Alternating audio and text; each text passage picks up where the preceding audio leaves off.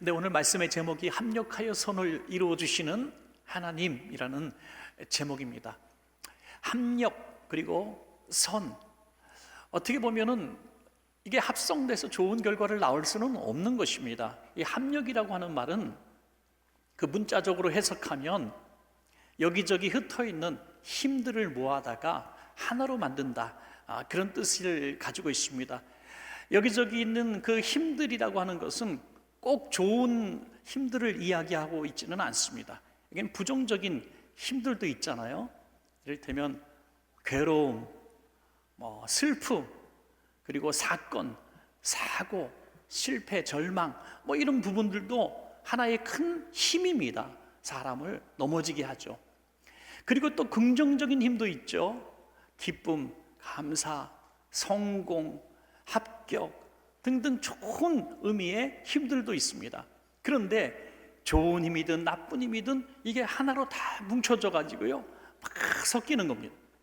섞여서 낳은 결과가 뭐냐? 합력해서 그 힘들이 하나가 되어져서 결국에는 선을 이룬다. 선을 이룬다는 것은 더욱 좋아졌다, 유익하게 되었다라는 뜻을 가지고 있습니다.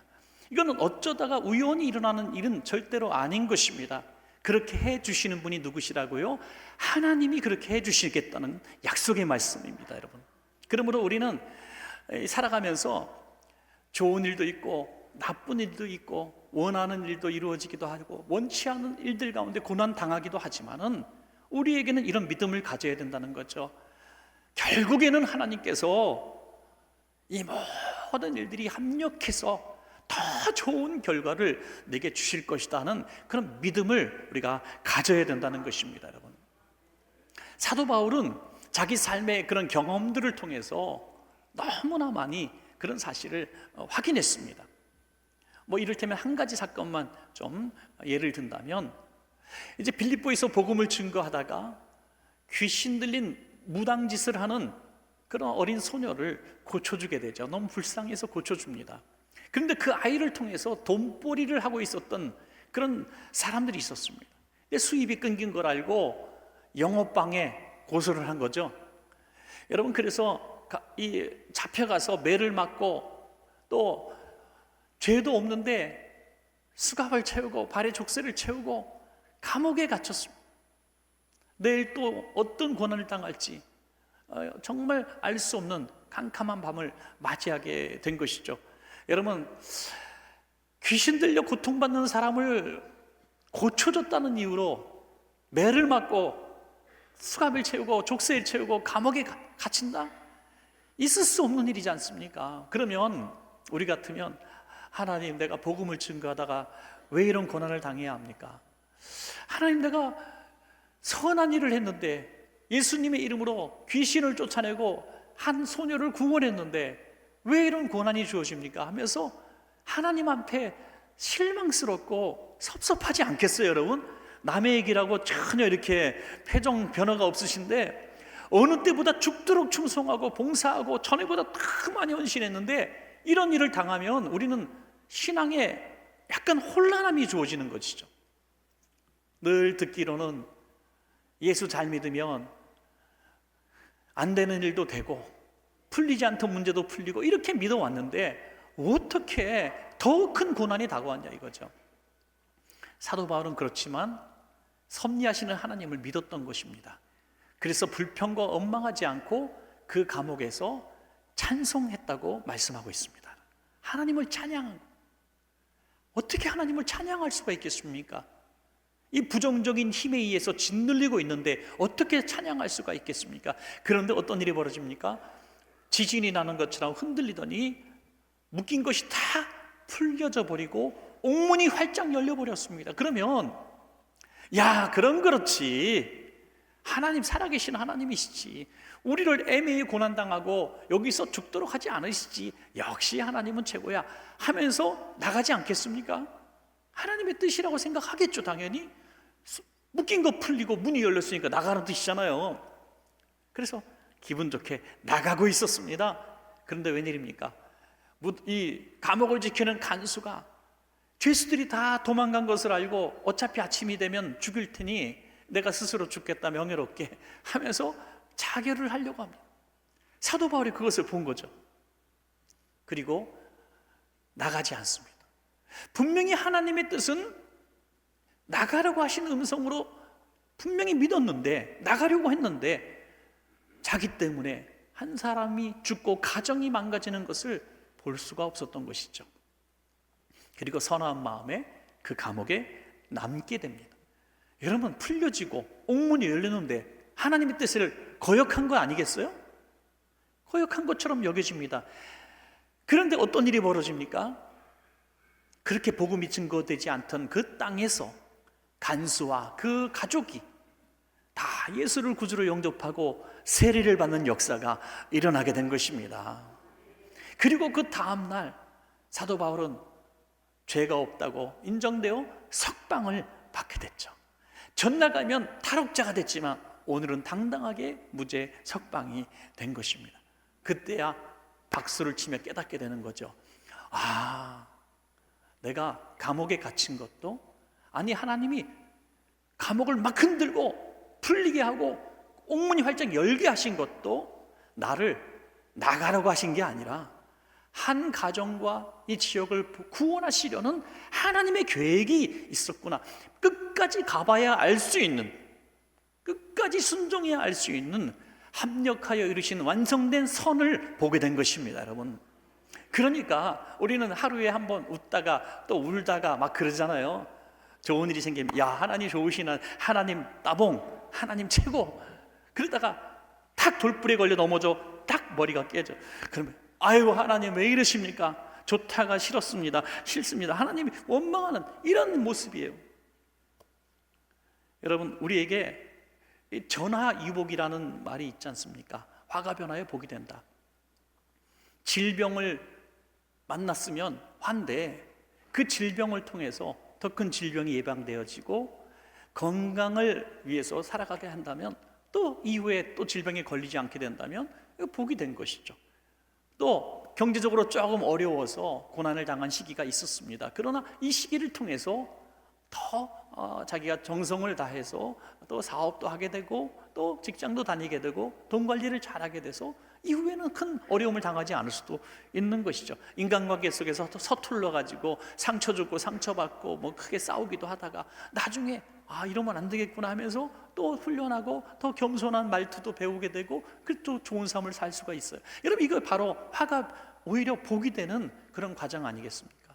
그러면 우리 이런 생각해야 돼요. 우리에게 이런 부정적인 세력들, 우리를 참 고통받게 하는 일들이 생길 때 그 안에도 분명히 허락하신 하나님의 계획이 있구나라는 것을 볼 수 있어야 한다는 것입니다, 여러분. 질병 속에서도 하나님의 뜻이 있고요, 실패 속에서도 하나님의 뜻이 있습니다. 인간관계 속에서 마음에 막 상처 있고 실망하는 그 아픔 속에서도 하나님의 뜻이 있습니다. 그것이 합력하여 선을 이루실 때까지 참고 견디지 못하면 우리는 볼 수 없는 하나님의 숨겨진 섭리인 것입니다. 저와 여러분 모두는 끝까지 믿음 지키셔서 마지막 날에 반드시 선을 이루시는 그 하나님을 만날 수 있기를 축복합니다, 여러분. 합력하여 선을 이루시는 하나님을 끝까지 우리가 견디고 버텨 만날 수 있기를 원한다면 어떻게 될 것인가? 그 비결을 한번 살펴보도록 하겠습니다. 첫 번째로 낙심하지 말라는 것입니다. 시험을 만나면, 부정적인 힘을 우리가 경험하게 됐을 때 낙심하지 말라. 왜? 낙심할 필요가 없는 것이죠. 조금만 견디면 그 낙심할 만한 상황들이 오히려 내게 복이 되어서 선을 이루시는 하나님을 우리가 만날 수 있기 때문에 낙심할 필요가 없는 것입니다, 여러분. 성경은 그래서 이 낙심할 만한 상황이 왔을 때 끝까지 가서 선을 이루시는 하나님을 만나기를 원한다면 어떻게 해야 될 것인가? 여러 성경의 구절에서 말씀하시고 있는 하나의 비결이 있습니다. 그것은 오직 기도인 줄로 믿습니다, 여러분. 낙심할 만한 상황이 생기면 기도하시기 바랍니다. 하나님, 지금 내가 너무 낙심할 만한 상황을 만났습니다. 이해할 수 없는 질병을 만났습니다. 이해할 수 없는 고난을 지금 당하고 있습니다. 정말 그 악한 사람이 나에게 이렇게 고통을 주고 있습니다. 그러나 하나님, 이 모든 일들을 통해서 하나님 선을 이루실 줄로 믿습니다 라고 기도하라는 것입니다. 여러분, 예수님께서 여러 기도에, 이런 종류의 기도에 말씀을 하신 부분이 있는데, 특별히 대표적인 한 예화가 불의한 재판장에게 간청하는 과부의 기도가 있습니다. 이 과부는 가난하고 또 힘없고 또 어디 의지할 데 없는 가장 약한 자의 그런 모델 같은 사람이죠. 그리고 이 재판장은 권력자이지만 사람을 아주 무시해요. 그리고 하나님도 두려워하지 않습니다. 사람을 무시하고 하나님도 두려워하지 않고 뇌물 밝히는 그런 종류의 재판장이라면 희망이란 게 언제 없는 겁니다. 과부가 뭘 줄 수 있겠습니까? 그런데 이 억울함을 풀어달라고 날마다 매달립니다.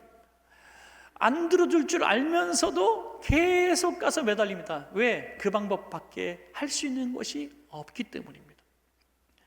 여러분, 재판장을 믿었을까요? 아닙니다.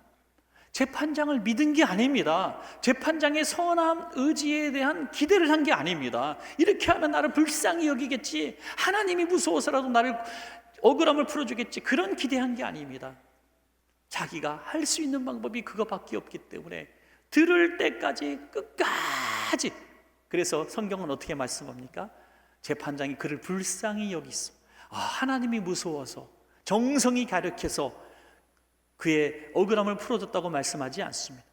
자기가 귀찮아서, 자기가 힘들어서, 자기가 못 살겠어서 들어줬다고 말하고 있습니다. 하물며 우리 좋으신 하나님은 불의한 재판장과 다른 분이십니다. 좋으신 분입니다. 하물며 내가 그 기도를 들어주지 않겠느냐고 말씀하고 있는 것입니다. 그러므로 낙심할 만한 상황, 우리 인간의 힘으로 풀 수 없는 상황이 왔을 때 불의한 재판장에게도 기도하는데, 간청하는데 좋으신 하나님 앞에 왜 기도를 멈추느냐, 그렇게 말씀하고 있는 것입니다. 여러분, 우리 이 낙심할 만한 상황, 정말 넘지 못할 산을 만났을 때 우리가 기도할 때 많은 분들이 그렇게 기도하는 것 같아요. 하나님, 정말 힘들어요. 죽겠어요. 이 문제는 풀 수 없어요. 정말 이 문제는 누구도 할 수 없어요. 도와주는 사람도 없어요. 제가 돈도 없어요. 힘도 없어요. 백도 없어요. 막 그러면서 하나님만이 도와줘 달라고 이렇게 기도하는지도 모르겠습니다. 그런데 그런 기도가요, 낙심하면서 하는 기도입니다. 낙심하면서 하는 기도. 하나님이 원하시는 기도는 믿음의 기도인 줄로 믿으시기 바랍니다. 낙심하면서 기도하면 안 되는 거예요. 하나님, 지금 인간적으로는 도저히 불가능하지만 하나님이 계시니 될 줄로 믿습니다 하는 거죠. 이 질병은 도무지 날 수 없는 질병 같지만 하나님이 도와주시면 나을 줄로 믿습니다. 이런 기도를 하라는 것입니다. 왜? 낙심하면서 하는 기도는 의심하면서 하는 기도와 똑같습니다. 의심하는 기도는 하나님이 들어줄 리가 없는 거죠. 기도의 최대의 적은 낙심을 주는 그 상황이 아닙니다. 불의한 재판장이 이 과부의 최대의 적이 아닙니다. 최대의 적은 과부 안에서 역사하는 낙심입니다. 오늘 저와 여러분에게 기도의 응답을 방해하는 최대의 적은 내 안에 있는 낙심입니다. 이 낙심이 의심이 되고 결국 선을 이루시는 하나님을 만나지 못하게 하는 장애물이 되기 때문입니다. 성경은 야고보서 1장 6절과 7절에서 이렇게 말씀하고 있습니다. 오직 믿음으로 구하고 조금 더 의심하지 말라.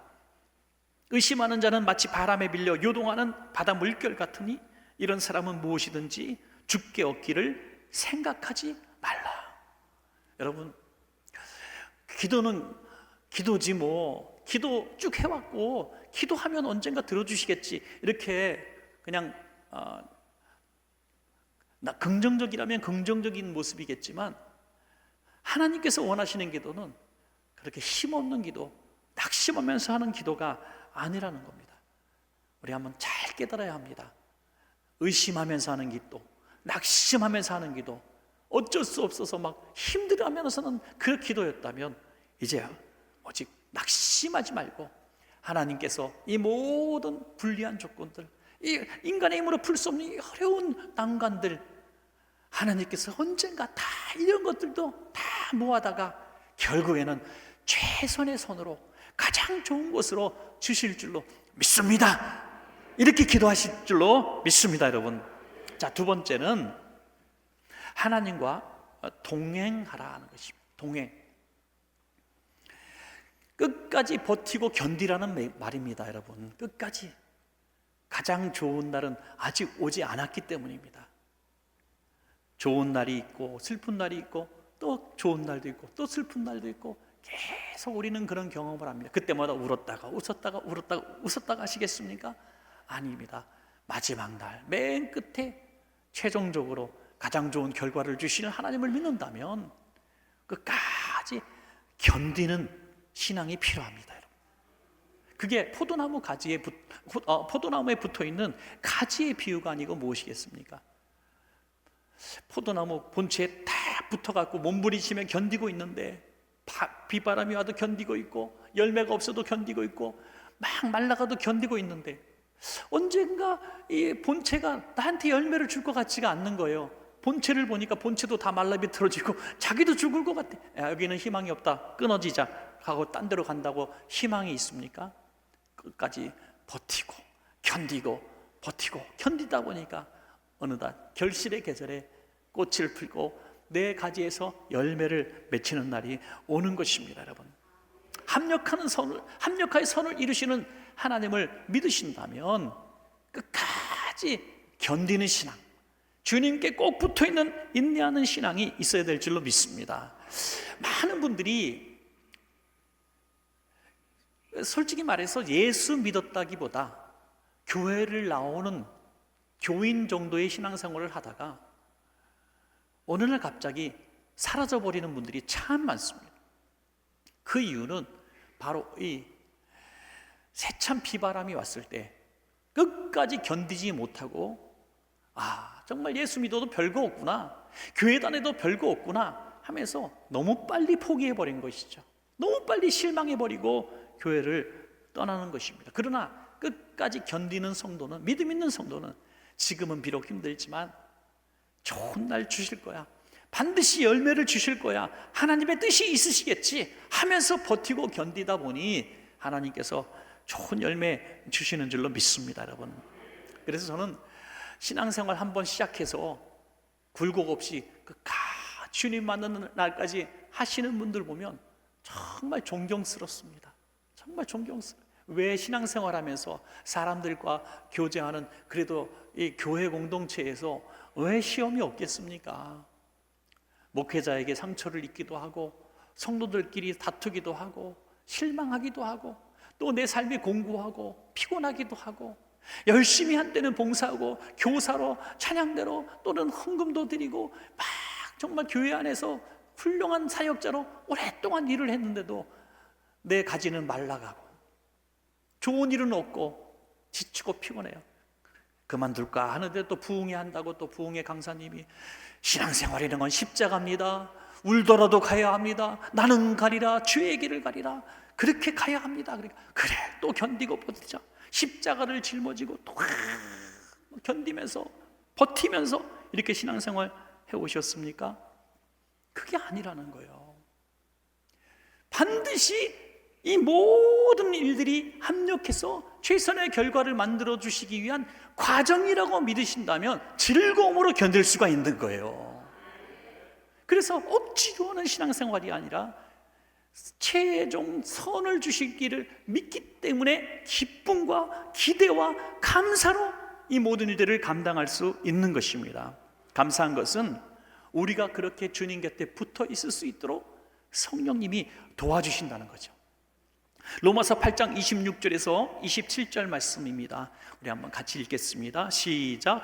이와 같이 성령도 우리의 연약함을 도우시나니 우리는 마땅히 기도할 바를 알지 못하나 오직 성령이 말할 수 없는 탄식으로 우리를 위하여 친히 간구하시느니라. 마음을 살피시는 이가 성령의 생각을 아시나니 이는 성령이 하나님의 뜻대로 성도를 위하여 간구하심이니이다. 아멘.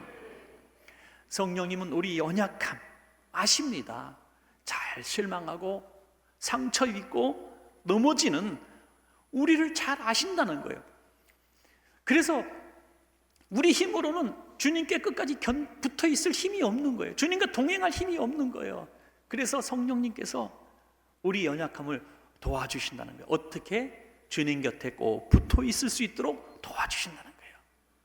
성령님께서 하시는 가장 저는 귀한 일 중에 하나가 우리를 성령으로부터 떠나지 않게 하시는 것, 그것이 참 큰 복인 줄로 믿습니다. 그 하나님이 나와 함께 하신다는 믿음만 가지고 살아가면 우리는 끝까지 견딜 수가 있기 때문이죠. 여러분, 다윗의 생애 중에서 가장 힘들었던 때가 어느 때 같습니까? 다윗은 참 고생을 많이 했죠. 사울 왕에게 쫓기고 억울하게 또 쫓기고 또 죽음의 위협도 많이 당했죠. 그런데 제가 생각해 보니까 아마도 다윗이 가장 힘들었을 때는 사랑하는 아들이 자기를 죽이려고 했을 때, 그리고 왕자리에서 쫓아내고 왕노릇 하려고 할 때 아마 가장 힘들지 않았을까. 여러분, 내 생명도 줘도 아깝지 않은 아들, 내 모든 것 줘도 아깝지 않은 아들이 나를 죽이려고 하고 나를 무시하고 쫓아냈을 때 정말 살 마음이 있겠습니까? 더구나 자기가 세운 그 신하들, 믿었던 신하들이 다 아들 편에 서는 거예요. 압살롬 반역자 편에 서는 거예요. 백성들의 마음도 이 젊은 압살롬 마음에 다 마음을 주는 거예요. 그러면 다윗은 얼마나 힘들었겠어요. 나는 정말 잘못 살았구나. 나는 아들에게도 버림받고 신하에게도 버림받고 백성들로부터 버림받았으니 나 같은 거 살 가치가 없구나. 낙심해야 마땅하지 않겠습니까? 그런데 이런 상황 가운데서 다윗은 하나님과 동행하는 사람이란 분명한 증거 한마디를 보여주는데요. 시편 118편 6절입니다. 같이 한번 읽겠습니다. 시작. 여호와는 내 편이시라. 내가 두려워하지 아니하리니 사람이 내게 어찌할까. 아멘. 하나님이 내 편이신데, 하나님이 내 편이신데 세상 다 나를 대적해도 나는 두렵지 않다는 거예요. 그들이 나를 이길 수가 없다는 것입니다. 이것이 하나님과 동행하는 사람의 힘입니다, 여러분. 그러면 그런 분들은 어떻게 될까요? 결국에는 이 모든 일들이 합력하여 선을 이루시는 그 하나님을 만나게 될 줄로 믿습니다, 여러분. 오늘 저와 여러분의 삶 가운데 세상이 다 나를 등지고 나에게 희망을 주지 못하고 가장 믿었던 사람이 나를 배반하고 어떤 기댈 데 하나도 없어도 오늘 다윗처럼 하나님 곁에 꼭 붙어 있으실 수 있다면 하나님께서 끝까지 편대어 주시고 가장 좋은 결과를 우리에게 주실 줄로 믿습니다, 여러분.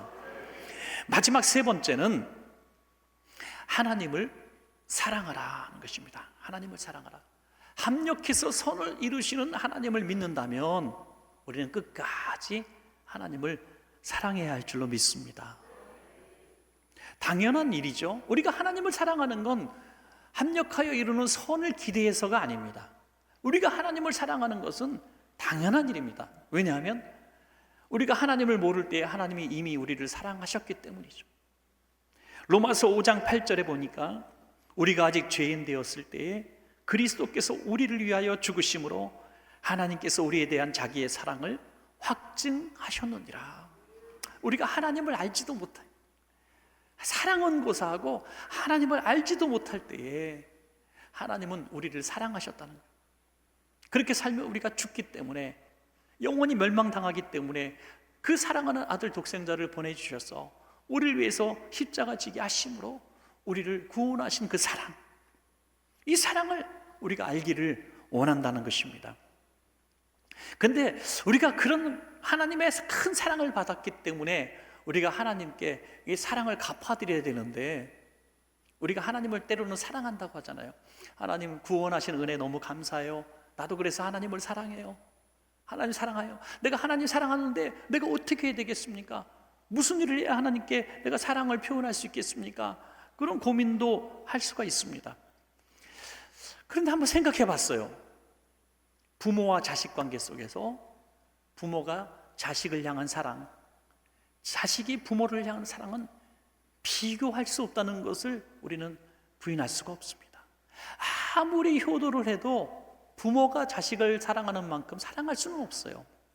그런데 자식이 말이죠, 엄마 아빠 사랑해요, 절 낳아주셔서 감사해요, 사랑해요, 절 키워주셔서 사랑해요, 막 이뻐해 주셔서 사랑해요, 막 말로 맨날 한단 말이에요. 그러면 그게 사랑하는 겁니까? 아니에요. 효도는 사자성어로 계좌이체.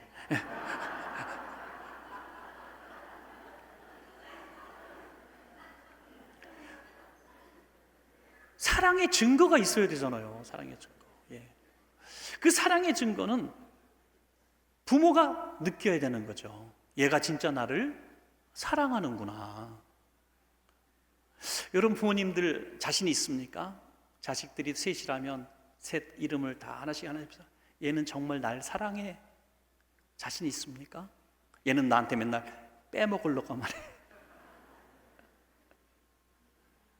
많은 분들이 자신이 없을 거예요. 그리고 얘기하죠. 내가 자식 잘못 키웠다. 그래서 그 자식으로부터 받고 싶은 부모의 마음이라면 이런 거예요.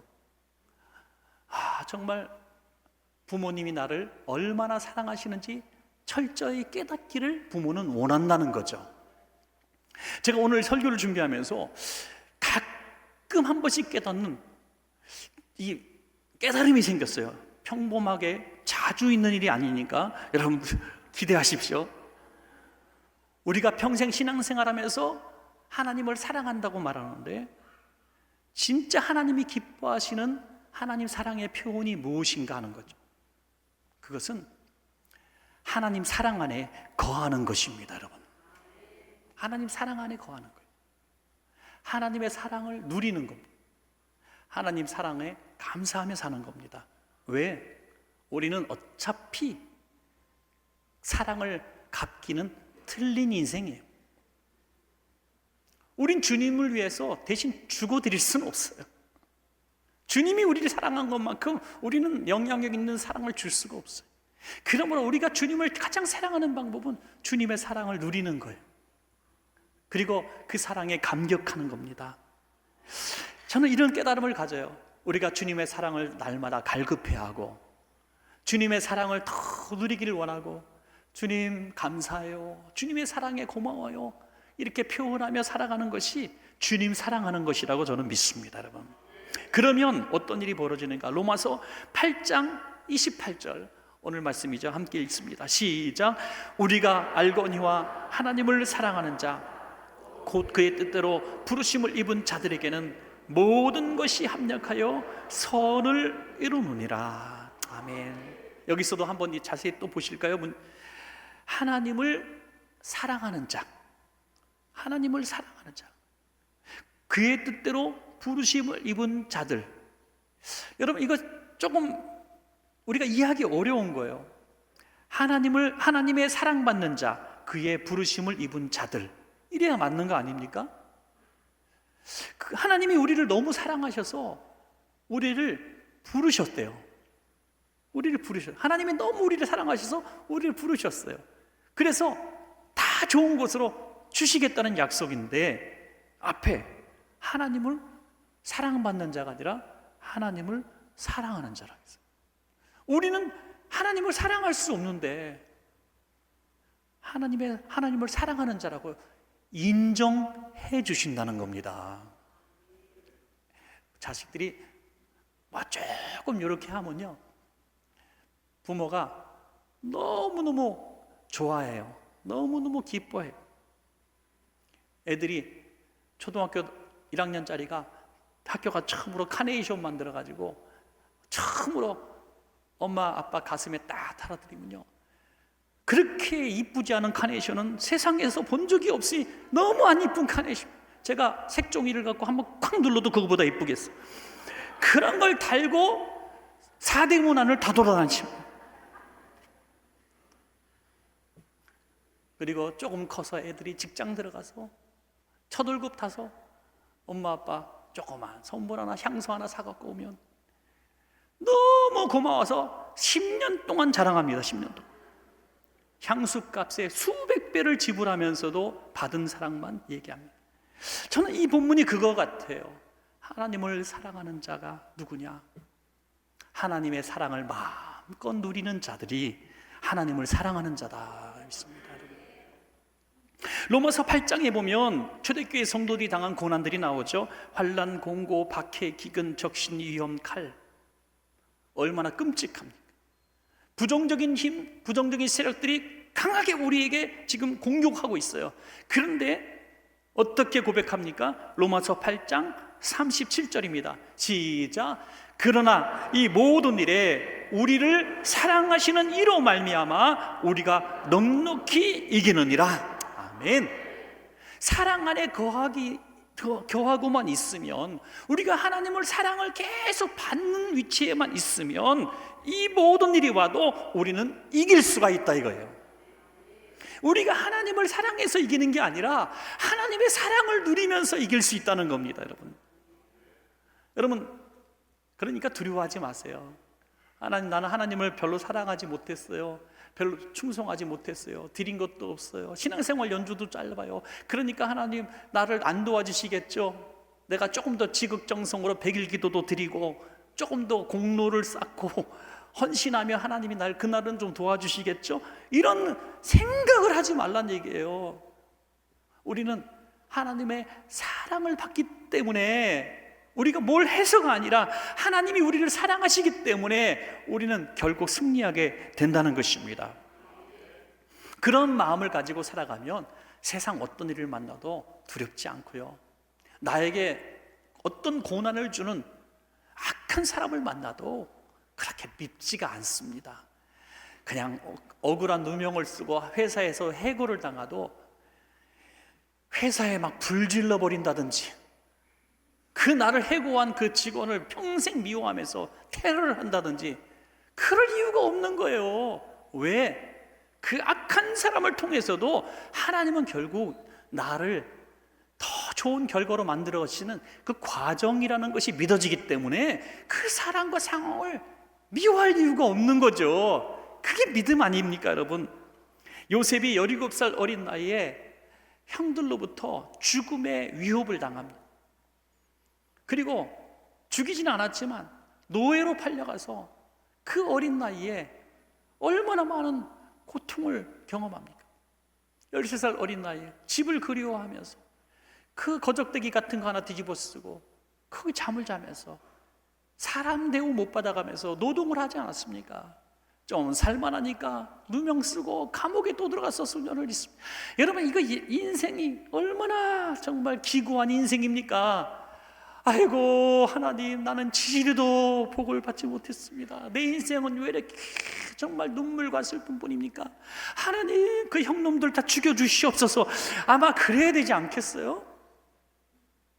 그런데 한 번도 성경 어디를 봐도 누구를 원망하거나 저주한 경우 한마디도 없어요. 오히려 하나님과 함께하니 형통하였더라 그랬어요. 형통하였더라. 나중에 총리가 딱 되고 그 풍년된 쌀을 통해서 그 기근 중에 죽어가는 사람들을 먹이고 베풀 때 애굽 사람들을 살리고 임금 백성들을 살리고 나중에는 정말 죽을 수밖에 없는 자기 사랑하는 온 가족들을 다 기근해서 먹이고 살릴 때에 그는 깨달았던 것입니다. 아, 이러려고 나를 이곳에 보내신 거구나. 이 모든 일들, 내가 형들이 나를 그렇게 팔아서 나를 보내서 나를 죽이려고 해서 다 악한 자들인 줄 알았더니, 아, 하나님이 그 악한 일들을 통해서도 나를 이곳에 보내신 거구나 깨달았다는 거예요. 여러분, 이게 정말 큰 사랑입니다. 저는 이 요셉이 굉장한 트라우마를 겪었다고 분명히 생각합니다. 어떻게 안 겪겠어요? 자다가 벌떡 일어나서 형들이 자기를 죽이러 오는 줄 알고 벌떡벌떡 일어났을 거예요. 자다가 울다가 깨다 그랬을 거예요. 저도 군 생활 조금 했습니다마는 제대하고 몇 년 동안 가끔씩 아직도 군대에 있는 꿈을 꿉니다. 아니, 분명히 제대했는데 신병인 거예요. 아이고, 땀이 쭉쭉 빠지고, 이게 아니야, 나 제대했어. 그리고 눈 팍딱 뜨고. 여러분, 군 생활이 뭘 힘들다고 몇 년 동안 트라우마에 빠져가지고 제대 못한 꿈을 꿉니까? 요셉은 얼마나 힘들었겠어요. 얼마나 힘들었겠어요. 정상적으로 살아갈 수가 없는 거예요. 그런데 총리가 된 이후에 형님들을 봤을 때 이렇게 얘기합니다. 창세기 45장 5절에 당신들이 나를 이곳에 팔았다고 해서 근심하지 마소서, 한탄하지 마소서. 하나님이 생명을 구원하시려고 나를 당신들보다 먼저 보내셨나이다. 아멘. 여러분, 당신들의 악랄한 행동까지도 하나님은 합력해서 선을 이루어 주셨습니다. 그래서 나는 당신들을 미워하지 않습니다 하는 거죠. 여러분, 요셉이니까 그런 것입니까? 한번 지금 여러분들, 저를 비롯해서 여러분들에게 형 같은 존재들이 있습니까? 그 사람만 없었으면 내가 행복했을 텐데, 그 사람 때문에 인생이 꼬이고 복잡해졌고, 내가 그 미움 때문에 지금 10년, 20년 동안 이 마음속에 응어리가 져서 화병이 나게 생겼고, 분노가 있고, 억울하고 분통 터져서 하나님 언젠가 원수 갚아주세요 아직도 기도하고 있다면 우리는 아직 합력하여 선을 이루시는 하나님을 만나지 못한 겁니다. 오늘 예배 끝나고 여러분에게 고통을 주고 눈물 나게 하고 여러분들을 정말 수렁에 빠지게 만들고 손해를 끼치고 여러분을 정말 고통받게 만든 그 사람을 찾아가셔서 끌어안으면서 당신이 나를 그렇게 고통스럽게 한 장본인입니다. 당신의 악행을 나는 지금까지 버리지 못하고 잊지 못하고 있었습니다. 정말 밤마다 당신을 미워하고 증오하고 살았습니다. 그런데 합력해서 선을 이시는 하나님 때문에 내가 당신을 용서하겠습니다. 그렇게 말하면 안 되겠죠. 그렇게 말하면 큰일 나겠죠. 그냥 여러분들 스스로 해결해야 되는 거예요. 하나님, 이 안에 있는 분노, 증오, 미움, 섭섭함, 이 모든 것들 때문에 결국 하나님의 합력의 선을 이루시는 그 선을 가로막고 있는 장애물, 최대의 장애물은 저의 이 마음이었습니다. 하나님, 놓아버리겠습니다. 자유를 주겠습니다. 미워하지 않겠습니다. 악한 자라도 요셉을 판 형을 통해서라도 하나님은 선을 이루신 것처럼 나를 만들어 가시고 나를 치유하시고 나를 통해 하나님 일을 하실 줄로 믿습니다 하는 거죠. 여러분, 말씀을 맺겠습니다. 질병도 있고 고난도 있고 억울한 일도 있고 때로는 좋은 일도 있고 행복한 일도 있어요. 그러나 아직 최종선은 오지 않았습니다. 그때까지 우리는 낙심하지 말고 기도해야 합니다. 끝까지 하나님을 신뢰함으로 하나님과 동행해야 합니다. 그리고 하나님의 사랑 누림으로 하나님을 사랑해야 합니다. 그 모든 일들이 우리에게 합력하여 선을 이루시는 하나님을 만나게 하는 길이 될 줄로 믿습니다.